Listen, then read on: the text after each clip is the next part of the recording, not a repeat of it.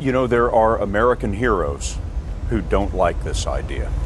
Neil Armstrong, Gene Cernan have both testified against commercial spaceflight and the way that you're developing it, and I wonder what you think of that. I was very sad to see that, because those guys are, those guys are heroes of mine, so it's really tough. You know, I wish they would come and visit and see the hardware that we're doing here. And I think that would change their mind. They inspired you to do this, didn't they? Yes. And to see them casting stones in your direction. It's difficult. Did you expect them to cheer you on? Certainly hoping they would. What are you trying to prove to them? What I'm trying to do is to make a significant difference in spaceflight and help make spaceflight accessible to almost anyone. One of the most difficult choices I've ever faced in life was in 2008. I think I had maybe $30 million left, or $30 or $40 million left in 2008. I had two choices. I could put it all into one company, and then the other company would definitely die, or split it between the two companies. But if I split it between the two companies, then both might die. When you put your blood, sweat, and tears into creating something, or building something, it's like a child. And so it's like, which one am I going to let one starve to death? I couldn't bring myself to do it, so I split the money between the two. Fortunately, thank goodness, they both came through. What was your biggest failure, and how did it change you? Well, there's a ton of failures along the way, that's for sure. As I said, for SpaceX, the first 3 launches failed, and we actually were just barely able to scrape together enough parts and money to do the 4th launch. If that 4th launch had failed, we would have been dead. So multiple failures along the way. I tried very hard to get the right expertise in for SpaceX. I tried hard to find a great chief engineer for the rocket, but the good chief engineers wouldn't join, and the bad ones, well, there was no point in hiring them. So I ended up being chief engineer of the rocket. So if I could have found somebody better, then we would have maybe had less than 3 failures. That 3rd failure in a row, did you think, I need to pack this in? Never. Why not? I don't ever give up. So many people tried to talk me out of starting a rocket company. It was crazy. One good friend of mine collected a whole series of videos of rockets blowing up and made me watch those. He just didn't want me to lose all my money. We're doing these things that seem unlikely to succeed, and we've been fortunate, and at least thus far they have succeeded. Now is the time to take risk. You don't have kids. As you get older, your obligations increase.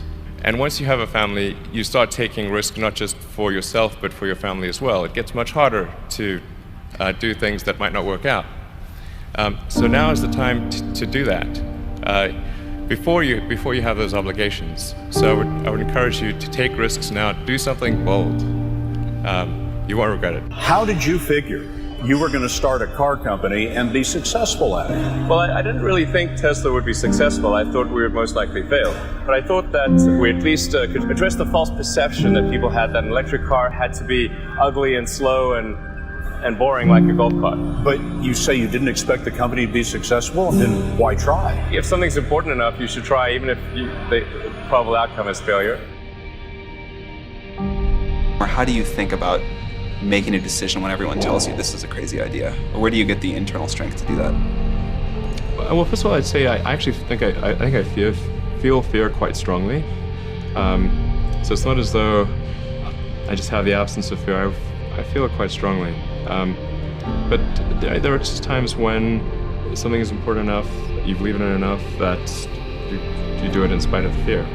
I think about what technology solution is necessary in order to achieve the particular goal, and then try to make as much progress in that direction as possible. I think being a multi-planet species and being out there among the stars is important for the long-term survival of humanity, And that's one reason.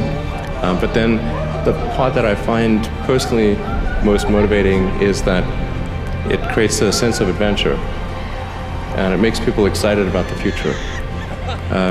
If you consider two futures, one where we are forever confined to Earth until eventually something terrible happens, or another future where we are out there on many planets, maybe even going beyond the solar system, I think that second version is incredibly exciting and inspiring, and there need to be reasons to get up in the morning.